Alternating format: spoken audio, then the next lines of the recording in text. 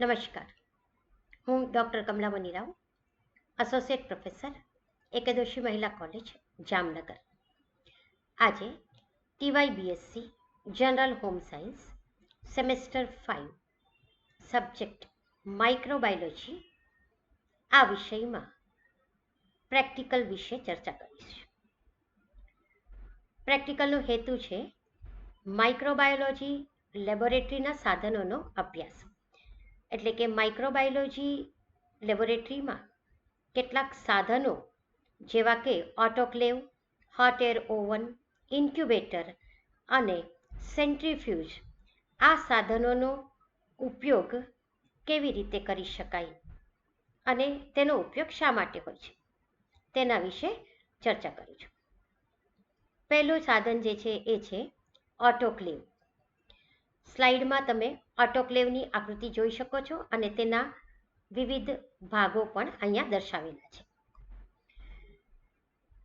આકૃતિમાં આપણે જોઈએ આ ભાગ જે છે એ છે પ્રેશર રેગ્યુલેટિંગ ડિવાઇસ. આ છે પ્રેશર ગોજ, સેફટી વાલ્વ,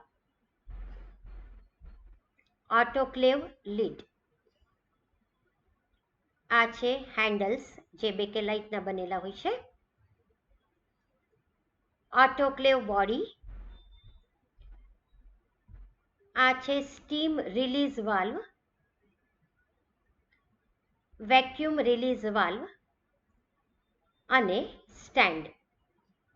તો આ આકૃતિ ઓટોક્લેવની છે જેમાં વિવિધ તેના ભાગો દર્શાવેલા છે. ઓટોક્લેવિંગ માટે ટેમ્પરેચર 100 ડિગ્રી સેન્ટીગ્રેડ કરતાં ઊંચો તાપમાન રાખવામાં આવે છે. આ સાધન દ્વારા સૂક્ષ્મ જીવાણુ અને ઉત્સેચકોની ક્રિયા અટકે છે. ઓટોક્લેવનું તાપમાન કેટલું હોય છે તે અહીંયા જણાવેલું છે. 121 degree centigrade for 15 minutes at 15 pound પ્રેશરનો દબાણનો ઉપયોગ કરાય છે. સૂક્ષ્મ જીવાણુ અને ઉત્સેચકોની ક્રિયા ઓટોક્લેવ દ્વારા અટકે છે. તાપમાન અને સમય ખાદ્ય પદાર્થ અને વસ્તુ ઉપર આધાર રાખે છે. ઓટોક્લેવનો ઉપયોગ ક્યાં ક્યાં કરી શકીએ છીએ? તો ઓટોક્લેવનો ઉપયોગ ગ્લોવ્સ, સર્જિકલ સાધનો વગેરે માટે આ પદ્ધતિનો ઉપયોગ સ્ટરીલાઇઝેશન કરવા માટે થાય છે.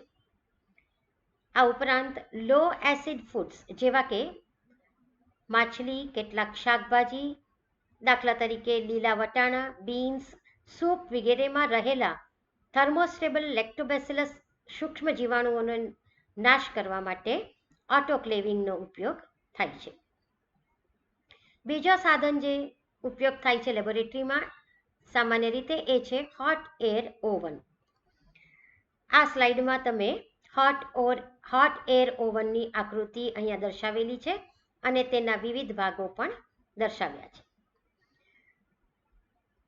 હોટ એર ઓવનમાં આ જે છે ભાગ એ છે ડબલ જેકેટ ચેમ્બર, થર્મોમીટર જે ટેમ્પરેચર અહીંયા આગળ દર્શાવે, શેલ્સ, ટેમ્પરેચર ઇન્ડિકેટર વાલ્વ અને આ છે ડબલ જેકેટ ડોર. તો આ આકૃતિ હોટ એર ઓવનની છે જેમાં તેના વિવિધ પાર્ટ્સ દર્શાવ્યા છે. હોટ એર ઓવન સાધનનો ઉપયોગ ડ્રાય હીટ પદ્ધતિથી સ્ટરીલાઇઝ કરવા માટે થાય છે. આમાં તાપમાન નિયંત્રણ કરવા માટે થર્મોસ્ટેટ હોય છે. ડબલ જેકેટ ડોર ઇન્સ્યુલેટેડ હોય છે જેથી ગરમી અંદર જ રહે.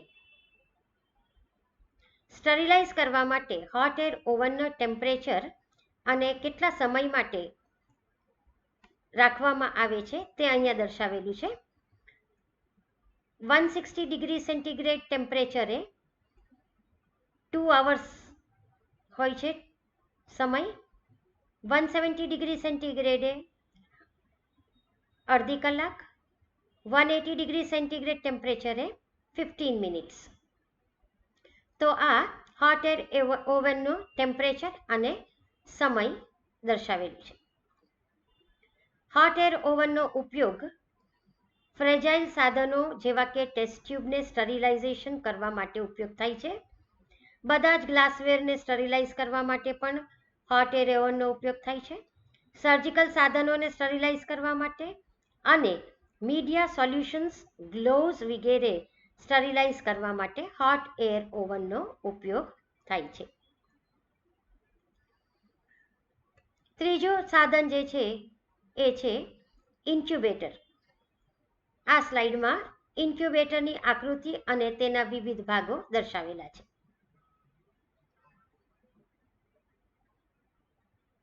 કેબિનેટ,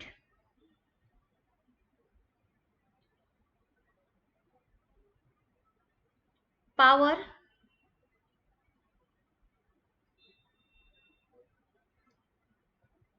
ફરી દર્શાવું છું, cabinet 1 number, power 2 number, 3 number છે પાવર લાઇટ, જે અહીંયા દર્શાવે છે. આ પોઇન્ટર જે છે એ તમને અહીંયા દર્શાવું છું વિવિધ ભાગોના ઉપર. 4 control panel,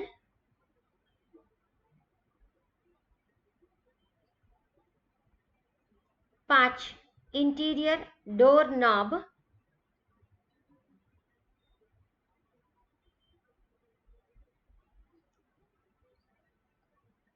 6 tempered glass inner door,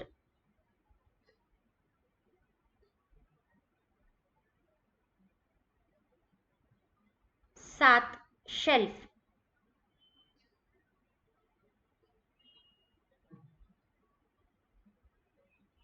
8 ceiling strips,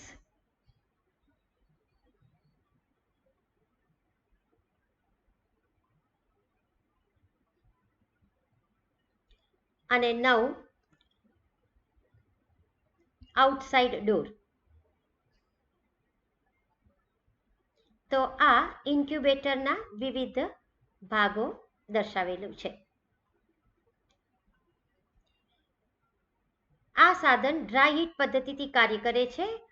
આ એક સીલ્ડ ચેમ્બર છે જેમાં તાપમાનનું નિયંત્રણ કરવામાં આવે છે. ક્યારેક ભેજનું નિયંત્રણ પણ કરવામાં આવે છે.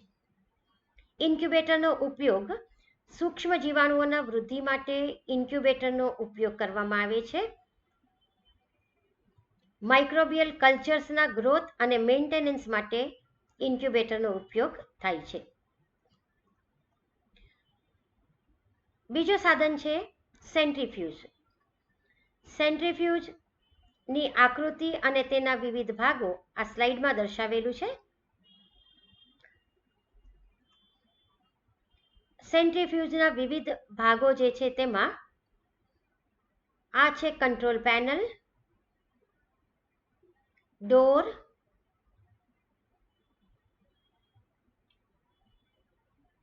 Rotor, protective enclosure, dry shaft અને મોટર. તો આ જે છે એ સેન્ટ્રીફ્યુજ સાધનની આકૃતિ અને તેના વિવિધ ભાગો. સેન્ટ્રીફ્યુજ કઈ રીતે કાર્ય કરે છે? સેન્ટ્રીફ્યુજ સાધન પાર્ટિકલ્સને દ્રાવણમાંથી છૂટા પાડવા માટે ઉપયોગ થાય છે, જે પાર્ટિકલ્સના સાઇઝ, ઘનતા અને માધ્યમના વિસ્કોસિટી ઉપર આધારિત છૂટા પડે છે. એટલે કે જે પાર્ટિકલ્સ દ્રાવણમાંથી છૂટા પડે છે તે શેના ઉપર આધારિત હોય છે? પાર્ટિકલ્સના સાઇઝ ઉપર, તેની ઘનતા ઉપર અને માધ્યમના વિસ્કોસિટી ઉપર. આ સાધન અમુક ચોક્કસ હાઈ સ્પીડ ઉપર ફરે છે, એટલે કે સેન્ટ્રીફ્યુગલ ફોર્સ અથવા તો સેન્ટ્રીફ્યુગલ સ્પીડ ઉપર આ સાધન સેન્ટ્રીફ્યુજ ફરે છે, જેના દ્વારા પાર્ટિકલ્સ જે છે એ દ્રાવણમાંથી છૂટા પડે છે. આભાર.